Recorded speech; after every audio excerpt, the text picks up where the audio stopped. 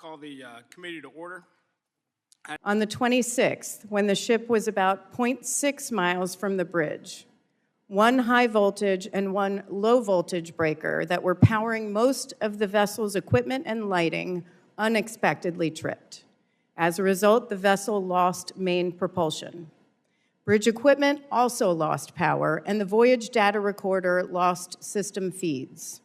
Bridge audio continued to be recorded.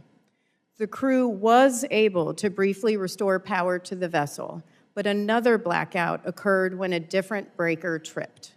At this point, the ship was about 0.2 miles from the Key Bridge.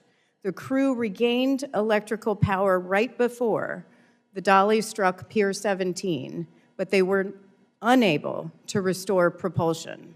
And so this brittleness in our readiness manifests in a whole bunch of different ways. The ship had an emergency generator, which automatically started following the first blackout on the 26th.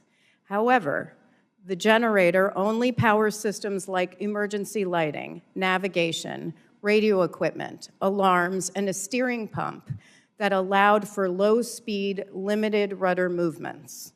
It does not power propulsion, and without the propeller turning, the rudder was less effective. They were essentially drifting. We're still investigating the exact time the emergency generator started. And if you would, just give me a yes or no response in the interest of time. Going forward, this is a complex investigation. Our investigators have been on scene consistently since this accident. In fact, they are on board the vessel as I testify today. It is unprecedented to be there that long. We will continue evaluating the design and operation of the Dali's power distribution system, including its breakers. Examination of damage to the vessel will continue when the ship is clear of debris and moved to a shoreside facility. We're also working with Maryland as they assess pier protection on their other bridges. And we're examining pier protection improvements that have been made following other bridge collapses resulting from marine vessel strikes that we have investigated in the past. Reimbursement is based on project progress and delivery, correct? Yes. There are a lot of questions regarding the fuel. Our investigators found that the ship was running on low-sulfur marine gas oil at the time of the accident, which it had been using since March 21st.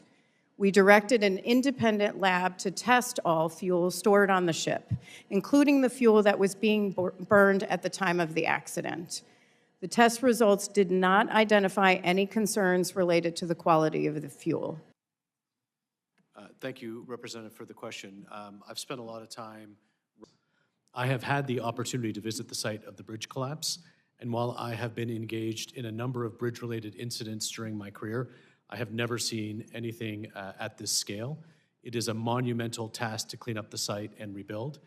And yet, as I appear before the committee today, I have a great feeling of optimism, witnessing the ability of industry and government entities to work together in times of calamity, as they have done in the weeks since the bridge collapse.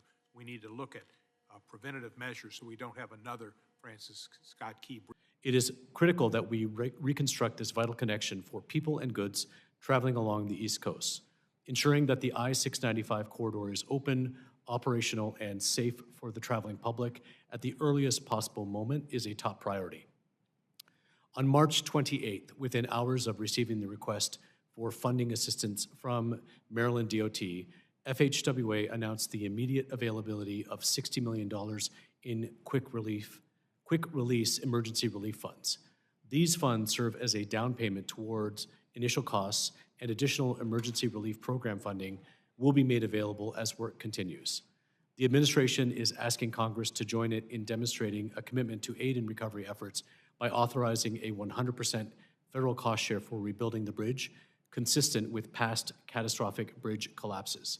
Just trying to think through your question, citing environmental damage by using the expedited approach.